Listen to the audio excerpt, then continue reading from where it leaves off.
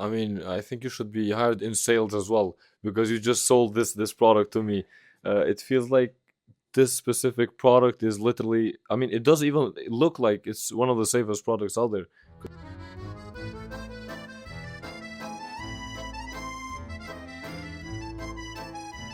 Hello, guys, and welcome back to another episode of Huddle Up. Today with us we have Gilui from Keycard, and I mean, thank you for joining us today, Gilui.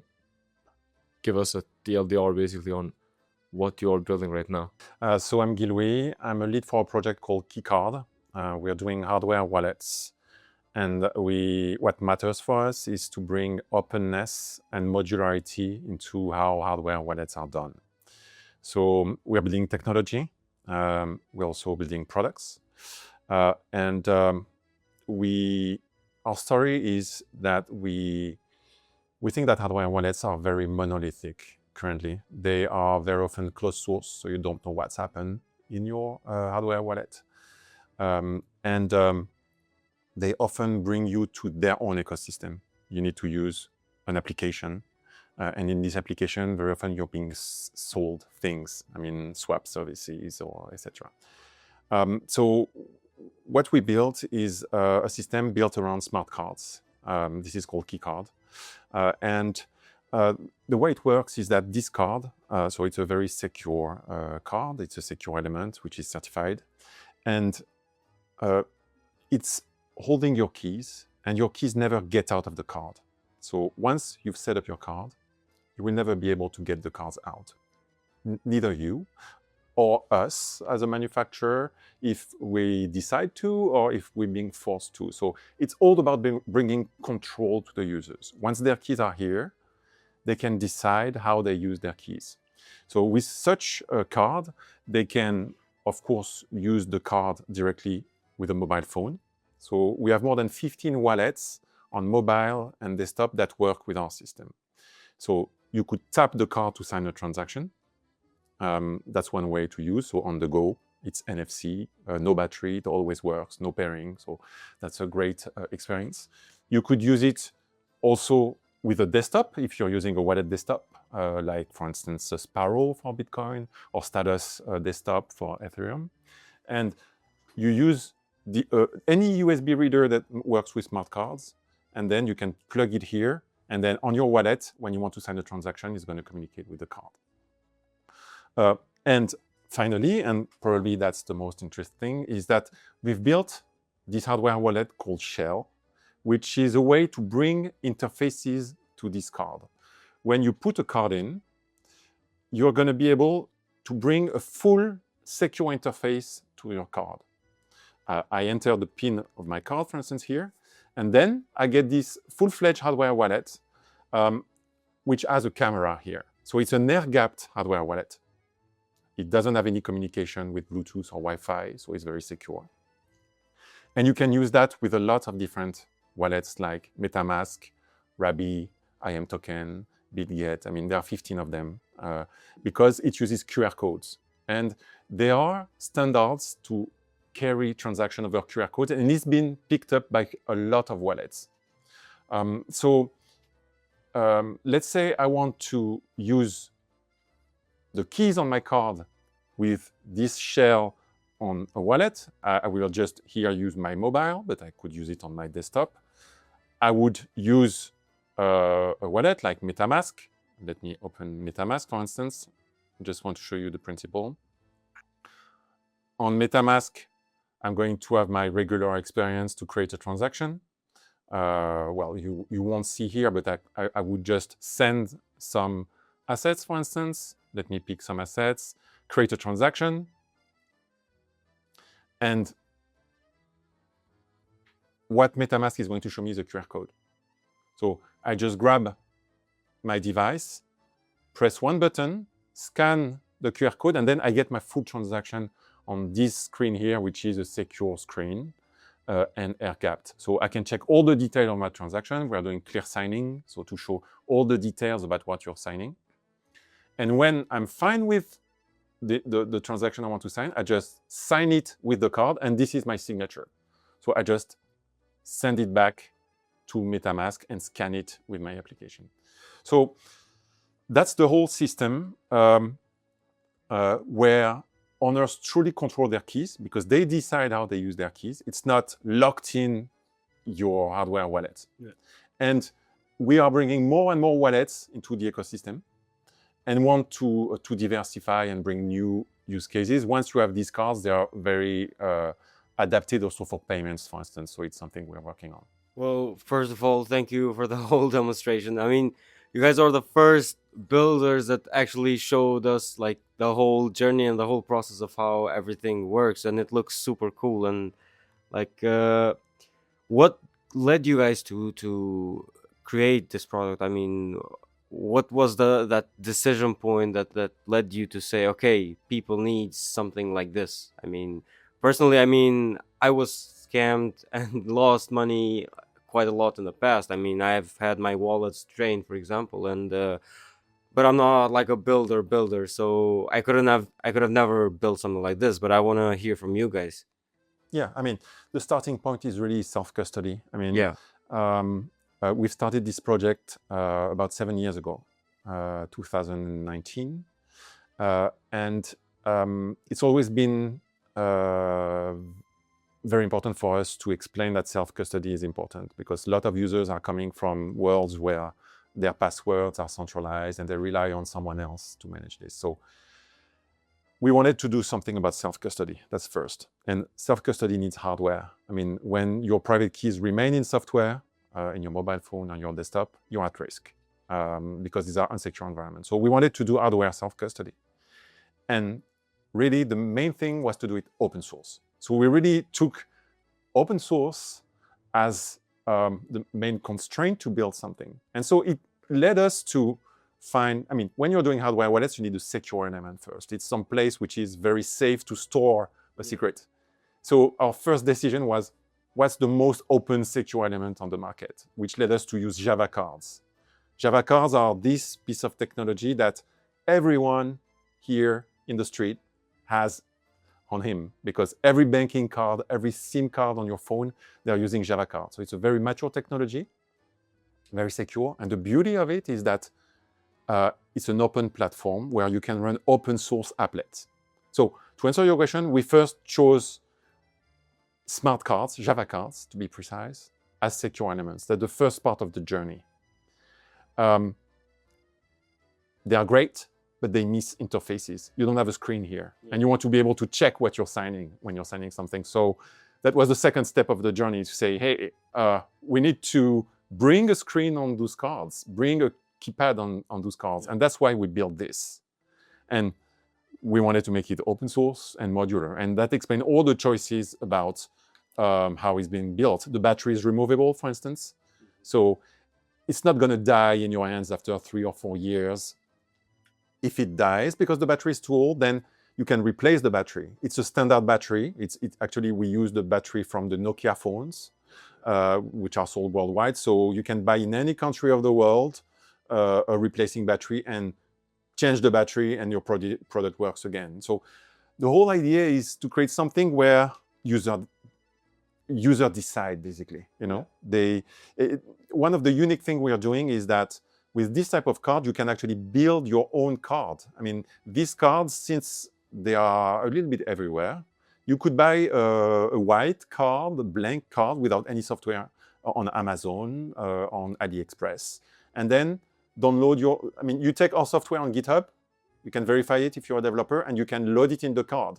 So in the end, I mean, let's say you have millions, of dollars to manage. You want to be sure about what's the exact software running on your secure elements. Here you can go through this whole steps of building, actually yourself putting the software in the most important part of the system. So yeah, that's why we built all this. Everything is open source. So it's not security theater where we have just one part of the software which is open source. You can find whole software from the secure element, from this device, the whole hardware design, the schematics, the layouts.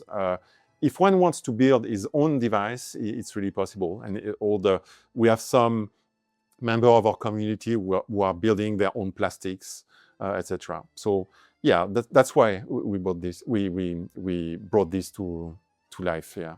I mean, I think you should be hired in sales as well because you just sold this product to me. It feels like this specific product is literally. I mean, it doesn't even look like it's one of the safest products out there.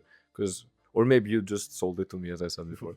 So I want to know, like, if you can also touch upon, like, what do the demographics of your users look like? Like in terms of like profession, are they more tech related? Are they more like tech proficient? Or is it just the random people who wanna, keep their money safe, basically? Yeah. So well, it's first it's a little bit difficult to know because we don't track anything about our users. I mean, Amazing.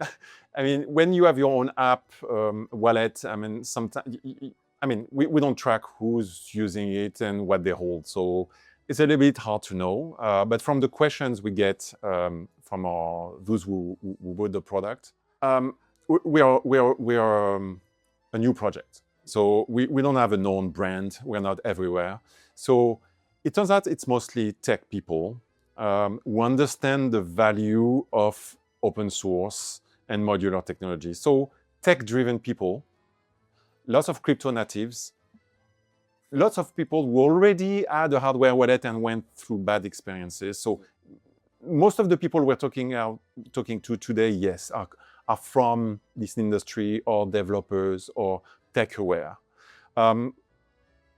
We think the natural journey will be to come to less crypto native people, mostly because of the convenience. I mean, there's some convenience in having several wallets, several cards, like for your backup.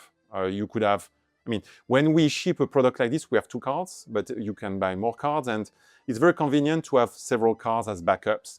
And then just insert your card and you're ready to go. So we think it's a very convenient product. And the time will come where we'll have normies, basically. Can I pick the design of the card, or is it like pre-selected? Or so for now we've made it as stealth as possible. Yeah. So we are shipping a black card within the product.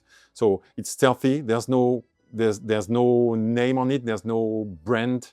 There's absolutely no brand on this device here because the priority was to make it really stealthy. So if someone finds this card in your wallet, they don't immediately guess that it's a backup or a signer for. Yeah, and this brings me to my next one, because that's actually really, really important, because a wallet should not scream, "Hey, I'm rich, please come steal me," and stuff. Yeah. But at the same time, like you mentioned, like the card being super convenient, and I agree with you. But with, for example, I've used different wallets in the past, and because they're not very convenient and they're sometimes bulky, or I never have like left my house with the hardware wallet. I always like keep them somewhere in my house, for example. And but with in this instance, I would be very inclined to keep this in my wallet because it's very convenient. It's small, it fits, like, and I have like this card themed wallet where like it fits a lot of cards. So, but at the same time, that would make it more prone to be stolen, because I would leave because of this becoming so convenient to carry around. So I guess my question is, how do we go about letting people know that maybe, they should keep these things at their houses? Or how do we go about making sure, I mean, yes, you said that the design is intentionally super simple so that it's not flashy, but I just want to hear your take on this. I mean, as a potential user that might have this concern in the future, I mean, that's where this is coming from. Yeah, there are different things to mention. First, the card is protected by a PIN code. So the card would be blocked completely if you type the wrong PIN code more than 3 times. Okay. That's the first thing. That's what protects it against attacks. If someone steals your card, it's gonna try out 3 PIN codes and then it's gonna be completely blocked. Yeah. That's one thing. The second thing is we also have a system called duress PIN, where you can set up your card with another PIN, a second PIN, that opens another wallet. It's also important. if you're being attacked, for instance, and someone grabs your key and wants your PIN code and wants you to be sure that you provide the right PIN code. So here you would put your duress PIN code, and still it would access to some funds, so you could show that you did not cheat the attacker. That's the second thing. We have this security mechanism. Then, yeah, I mean, it would make sense to have. I mean, one of the things we'd like to do is to print custom cards that don't look at all, even more than stealthy, that look like gym cards. I don't know, membership cards. I mean, there's no limit in what we can do. We're not in a position to do that right now because we're launching this product, but that would make a lot of sense. And actually, if one has a lot of motivation to do that, nothing prevents him to do it, because you can buy cards, I mean, white cards, and print them yourself. I mean, there's a part of do-it-yourself. I mean, we'll allow do-it-yourself with this product. So, yeah, that's what I would say.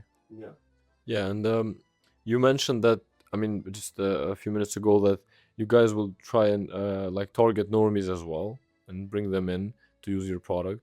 And I think that's what we need in this industry right now, because we need like new people coming in, and because I believe everyone will appreciate what we are building as an industry, and specifically you guys. I mean, you guys are building something amazing right here. Genius, actually. No, yeah, like I fell in love with the product. I'm gonna keep saying this because it's so amazing. But like, how do you aim to onboard these normies? Because we know that like the average person, nowadays they don't even care about privacy. They don't care about safety. I mean, people don't care about anything anymore. So I'm like, I want to get like an idea on how you guys would basically approach that. Yeah, and to like add to that, because I've seen like a lot of normies being onboarded in the last cycle, and those that were more interested in terms of securing their funds and using cold wallets, the first thing they would ask is like, should I buy a ledger, for example? Yeah. So how do we convince people that there's different alternatives that might be even safer than, you know, these massive corporations that are not necessarily as safe, for example? So to bring normies, I think there's a UX, I mean, a user experience question, which is important, and everyone knows it. I mean, our experiences are not friendly in this industry. So one of the things we're working on is bringing more clear signing of transaction on these screens. So there's a big initiative from the Ethereum Foundation. It's called ERC 7730 to bring to print on the screen the intent of the transaction you're signing. So we're working part of this group to bring this on Shell. That's one thing. And overall make a better user experience. I think that's the main thing. There's also a matter of price points, which matters to bring the masses. And that's another reason why this form factor is great, because these cars are everywhere. Billions of them are manufactured every year. It's also, I mean, it makes a very secure hardware wallet at a very good price point, which is important also for mass adoption. And to your third point, I'm sorry, I forgot what it was. You asked a specific one. It was Yes, so basically, how do we convince like new people that like want to protect their funds to come to you and not go to, for example, bigger brands? I mean, from the leaders of hardware wallets. I mean, it's a matter. It's all about the trust. It's what we try to do here is a product that you can trust for the product, not because of the company that's behind it. The code is you can verify the code. You can verify that's the right code that's running here. Everything's open source. You can build your own secure element. You choose the app you use it with. You don't have to download the specific app. So I think it will talk mostly to people who are bored to trust big brands, basically, and want more, I mean, devices which are more do-it-yourself, open source. So it's not going to talk to everyone right now, But that's what matters for us. So that's where we bring a solution. Yeah, well, I don't know if you expected, when coming to have this episode, that you was going to create 2 new customers, but you did. And like now, I'm curious to know, like, how much does it cost, and does it come like with all of the features, like with a shell and with a USB reader, or are they like purchased separately? And So we sell the cards. So first shell. Yeah. Shell is comes with 2 cards Okay. in the box, and the price is 149 euros. Okay. And we are currently selling it 129 euros because we launched it 2 months ago. Yeah. So it's 129 euros with 2 cards. Yeah. And then the reader is on top for about 20 euros. Yeah. And one can buy as many cards on top as he wants. So yeah, that's the price point. That's a reasonable, quite reasonable price, compared to like what some other providers may charge, and they don't even give you like a USB-C cable inside that Yeah. you may need. So well, thank you so much for joining us today, Guy Louis. And as I said, you onboarded 2 new people today, and if not more, depending on like whether the viewers actually saw the demonstration fully. If they did, I'm sure they will be hooked as well. So thank you so much for joining us. It Welcome. was a huge pleasure, and we will be rooting for you guys. Thank you. Thank you.